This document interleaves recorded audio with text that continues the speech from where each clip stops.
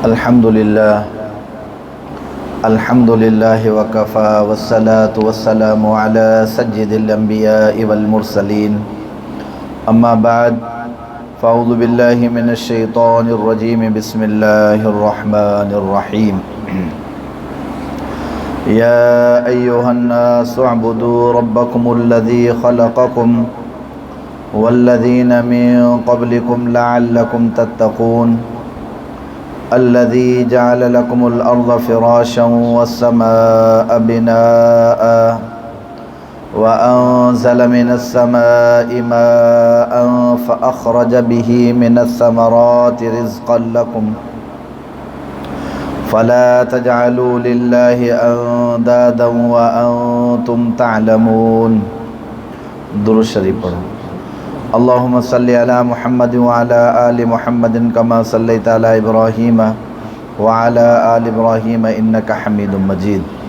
अल्लाहुम्मा बारिक अला मुहम्मद व अला आलि मुहम्मदिन कमा बारकता अला इब्राहीम व अला आलि इब्राहीम इन्नका हमीदुम मजीद।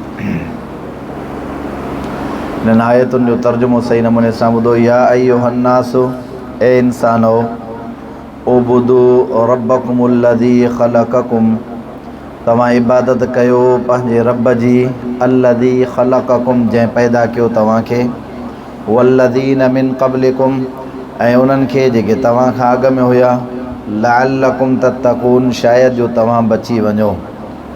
अल्लज़ी जअल लकुमुल अर्ज़ फ़िराशा, जंहिं बणायो तव्हांजे लाइ ज़मीन खे, फ़िराशन फ़र्श, वस्समाअ बिनाअन, आसमान के छत बणाई, व अंज़ल मिनस्समाइ माअन, ऐं नाज़िल कयईं आसमान तां माअन पाणी के, फ़अख़रज बिही, पोइ कढियाई न पाणी जे ज़रिए, मिनस्समराति मुख़्तलिफ़ मेवा फल फ्रूट तव्हांजे खाधे, रिज़्क़न लकुम, तव्हांजे खाधे जे लाइ, फ़ला तजअलू लिल्लाहि, पोइ न बणायो तव्हां अल्लाह सां गॾु अंदादन कंहिंखे बराबरि, व अंतुम तालमून, ऐं तव्हां ॼाणियो था इन शइ खे।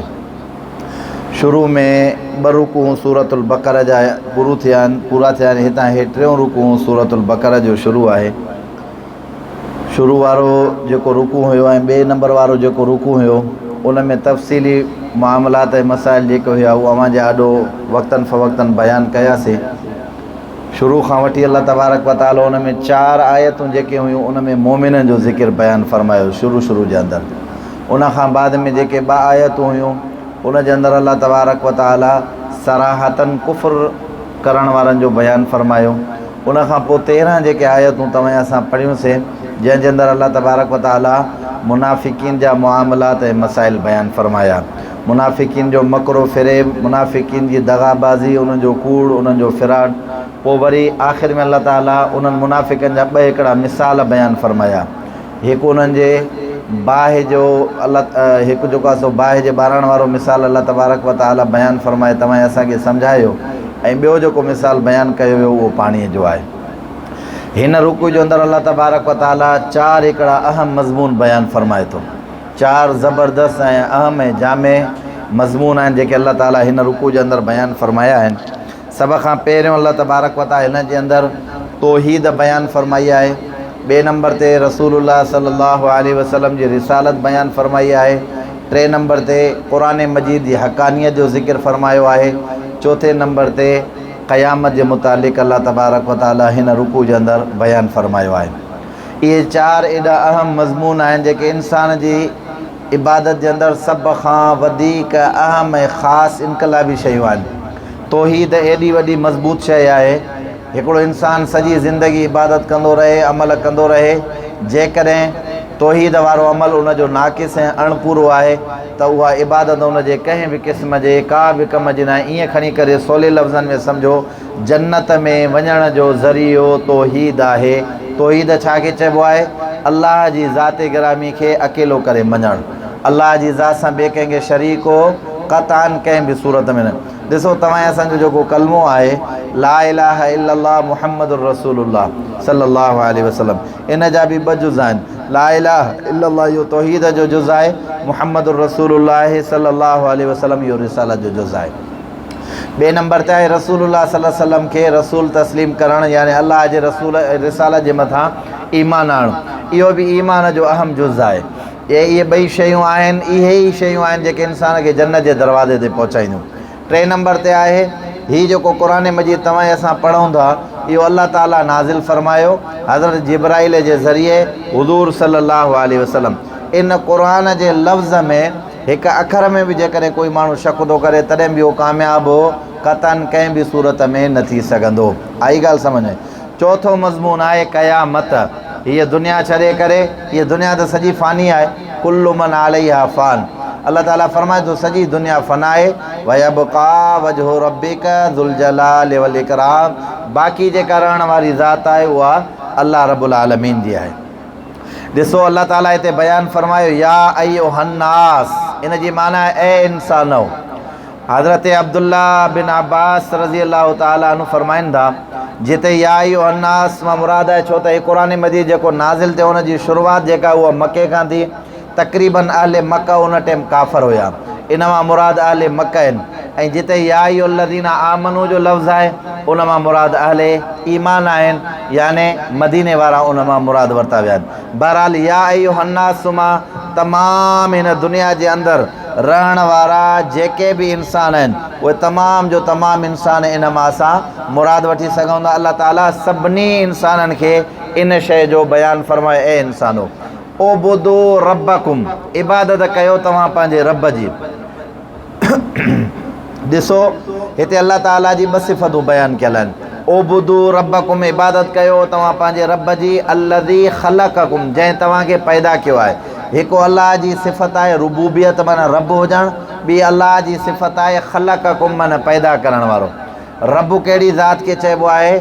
उलमाए मुफ़स्सिरीन फ़रमाइनि था रब उन ज़ात खे चइबो आहे जेको हिकिड़े मिंट या सेकंड जे अंदरि, हिकिड़े सेकंड जे अंदरि पूरे दुनिया जे माण्हुनि जी हाजत खे ॿुधे ऐं उन्हनि खे उकलाए बि छॾे। उन ज़ात गिरामी खे रब चइबो आहे।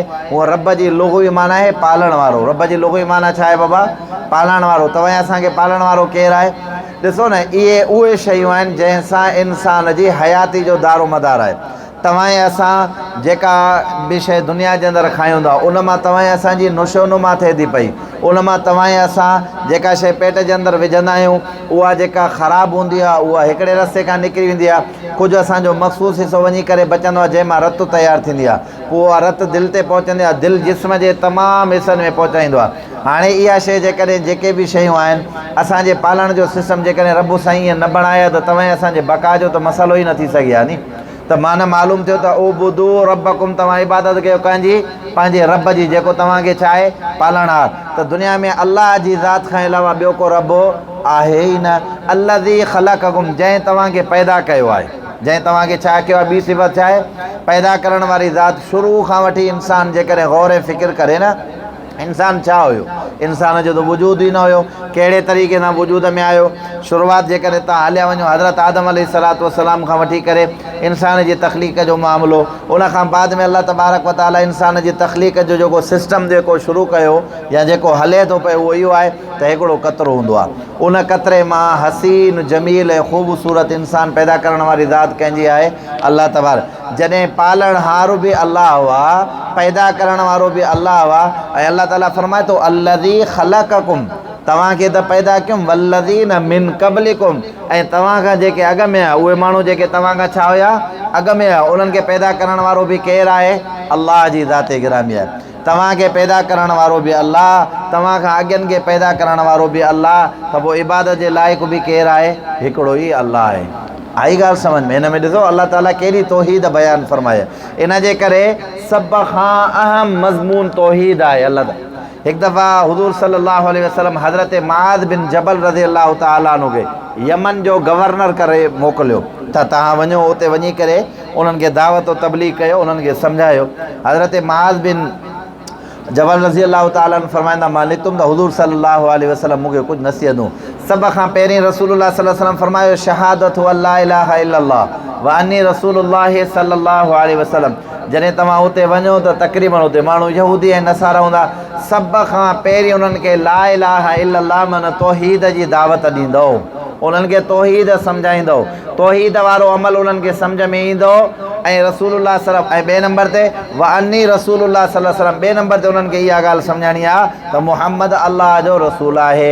ये ॿई ॻाल्हियूं उन्हनि खे सम्झ में अची वञनि, फ़इज़ा हुम आरफ़ू ज़ालिका, जॾहिं इन्हनि शयुनि खे सही नमूने सां सम्झनि त पोइ तव्हां उन्हनि खे निमाज़, हज, रोज़ो, ज़कात, पोइ सभु शयूं।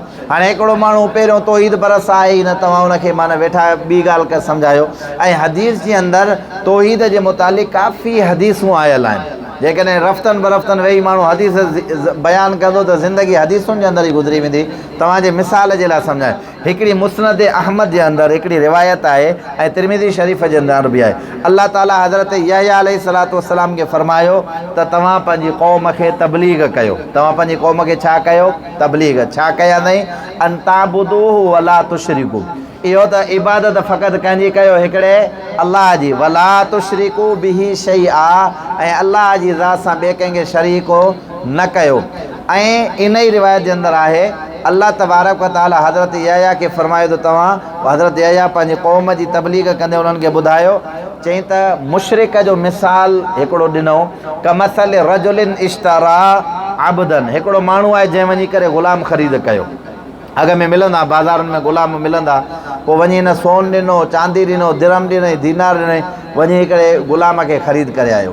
हाणे इहो ग़ुलाम हिन वटि रहे थो पियो, हुनजो लटो कपिड़ो, खाइणु पीअणु, ख़र्चु जेको बि आहे ओवरऑल सॼो जेको ग़ुलाम वठी आयो आहे, जेको हुनजो मालिक आहे, सॼो हुनजे मथां आहे। कुझु ॾियारनि खां बाद में हिन ग़ुलाम खे मोकिलियईं, बाबा तूं वञ ॿाहिरि को मज़ूरी वग़ैरह करे आ।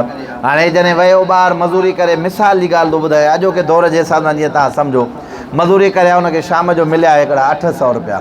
हाणे इहो 800 रुपया त खणी आयो, पर इहे 800 रुपया खणी करे जेको हुनजो मालिक आहे उनजे हथ ते न रखियईं, बल्कि ॿिए माण्हू जे हवाले करे छॾियईं। कंहिंजे हवाले कयईं? बाबा ॿिए माण्हू जे हवाले। हाणे तव्हां पंहिंजे अकुल सां ॿुधायो, हज़रत यहया पंहिंजी क़ौम खे मिसाल ॾेई करे सम्झाए थो, तव्हां पंहिंजी अकुल सां इहा ॻाल्हि ॿुधायो त इहो जेको ग़ुलाम आहे इहो अकुलमंद आहे की न बेअकुल आहे? सवलो मिसाल आहे न। हिन खे ख़रीद करण वारो आका हिन जो हे आहे, पैसा बनण वारो हे आहे, हिन जे बड़ी बीमारी हर शइ ख़र्च करण वारो हे आहे। हाणे सुबुह खां वठी हुनजो बहानो वञी करे कमकार करे अचे, 800 मिलनि त पंहिंजे आका खे न ॾे, 800 खणी करे ॿिए माण्हू खे ॾे, त इहो जेको ग़ुलाम आहे उहो बेवकूफ़ आहे या अकुलमंद आहे? बेअकुल माण्हू आहे। यार पैसनि में ख़रीद हो करे आयो, हुनजे नफ़े नुक़सान जो मालिक आहे, त पोइ अल्लाह ताला फरमाए थो त जीअं इहो ग़ुलाम नमक हराम ऐं बेवकूफ़ आहे, तीअं ई मुशरिक बि बेवकूफ़ ऐं नमक हराम आहे। उनखे पैदा करण वारो मां, उनखे सूंहं बख़्शण वारो मां, उनजी माउ जे पेट जे अंदरि हिफ़ाज़त करण वारो मां, उनखे रिज़िक ॾियण वारो मां अल्लाह, हयाती ॾियण वारो मां अल्लाह, औलाद ॾियण वारो मां अल्लाह, सिहत ॾियण वारो मां अल्लाह, अव्वल खां आख़िर ताईं तमामु शयूं ॾियण वारो मां अल्लाह। मां अल्लाह जे दरवाज़े खे छॾे करे ॿाहिरि ठोकरूं थो खाए, त पोइ इहो इन ग़ुलाम वांगुरु बेवकूफ़ ऐं बेअकुल माण्हू आहे। आई ॻाल्हि सम्झ में? या अय्युहन्नासु, ए इंसानो, उबुदू रब्बकुमुल्लज़ी, इबादत कयो तव्हां पंहिंजे रब जी, अल्लज़ी ख़लक़कुम, जंहिं तव्हांखे बि पैदा कयो, वल्लज़ीन मिन क़ब्लिकुम, ऐं जेके तव्हां खां अॻु में हुया उन्हनि खे बि कंहिं पैदा कयो आहे? अल्लाह ताला। अच्छा, लअल्लकुम तत्तकून, लाल तरजी जे लाइ ईंदो आहे, कंहिं शइ जी उम्मीद करण जे लाइ, पर हिते लाल अल्लामा जलालुद्दीन सुयूती रहमतुल्लाह अलैह फरमाईंदा, जाथे लाल जे क़ुरान मजीद जे अंदरि उते तहक़ीक़ जे लाइ ईंदो आहे, शायदि तव्हां बची वञो याने कुफ्र ऐं शिरक खां। आई ॻाल्हि सम्झ में? जेसीं ताईं माण्हू सभ खां पहिरीं अक़ीदो जेको तौहीद जो सम्झंदो आहे न, त बाद में न तमामु मुआमलात ऐं मसाइल खां बची वेंदो आहे। जेकॾहिं तौहीद वारो अक़ीदो हिकिड़ो माण्हू सम्झी न सघंदो त पोइ तमामु शयुनि जे अंदरि गिरफ़्तार थींदो। ॻाल्हि सम्झ में आई अलाए न?